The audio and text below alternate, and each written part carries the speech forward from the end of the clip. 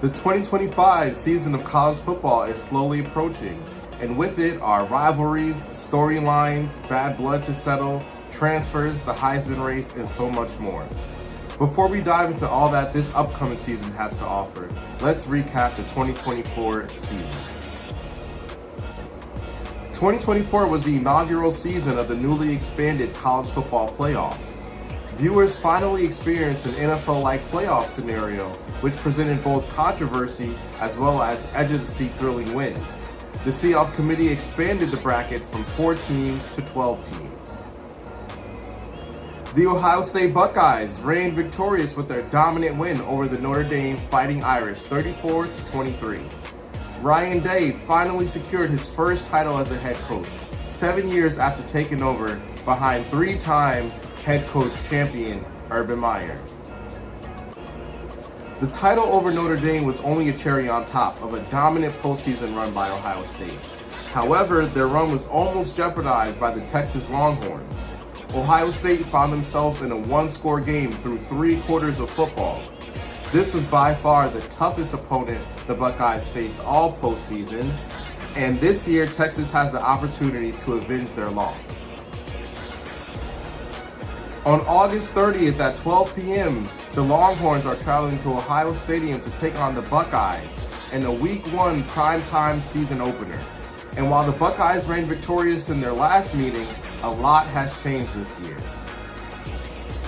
Now introducing Heisman favorite Arch Manning, direct lineage of NFL royalty.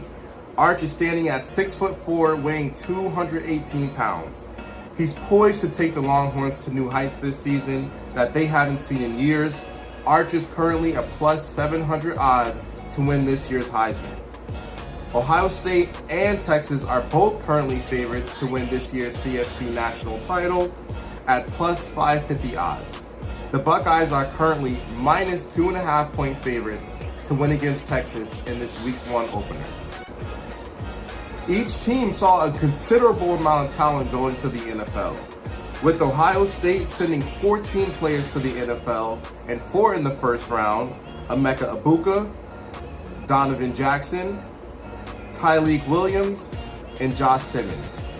Texas saw 12 of their players going to the NFL, with 3 players taken in the first round: Matthew Golden, Kelvin Banks Jr., and Jahdae Barrett. Since the NCAA has allowed players to capitalize off of their name, image, and likeness, we've seen record-breaking earnings by players and unprecedented activity in the transfer portals. Players can now essentially become free agents and go to the schools that's going to allow them to make the most money. This has presented financial opportunities for players, but perhaps has affected the overall landscape of college football, which includes recruiting. The highest paid college athletes this year are Arch Manning at $6.8 million, Carson Beck at $4.3 million, Jeremiah Smith at $4.2 million, Garrett Nussmeier $3.6 million, DJ Lagway $3.8 million, Lenore Sellers $3.7 million, Cade Klubnik $3.3 million, Drew Aller $3.1 million, Sam Levitt $3.1 million, and for perspective, the rookie minimum salary for the 2025 NFL season is $840,000. As for this year's Heisman race, we've got some already familiar names you could expect, like Arch Manning, of course, Jeremiah Smith, Garrett Nussmeier, Cade Klubnik, Drew Aller, Lenore Sellers, and Dante Morris. Along with great storylines comes great controversies. Let's take a look at some coaches that are on the hot seat this year. Firstly, there's James Franklin, head coach of the Penn State Nittany Lions, entering his 12th season as head coach. Franklin is 101-42 at Penn State and 64-33 in Big Ten Conference play. He captured a Big Ten title in 2016, but has yet climbed to the top of college football as a champion. Penn State finished last year with 13 wins and a loss to Notre Dame in the Orange Bowl. Secondly, there's Brian Kelly, entering his 4th season as head coach and still yet to make the college football playoffs. Kelly has a record of 29-11 at LSU, and he's 17-7 in SEC conference play. Brian Kelly has not reached a title game since the 2013 season with Notre Dame. Kelly came to LSU with a lot of eyes and attention on him. He certainly has high expectations to live up to. LSU finished last year at 9-4 and with the win in the Texas Bowl against Baylor. Lastly, there's Dan Lanning. Also entering his fourth season as head coach, he's seen an abundance of riches, literally and figuratively. Lanning is currently on an $11 million a year contract through the 2030 season.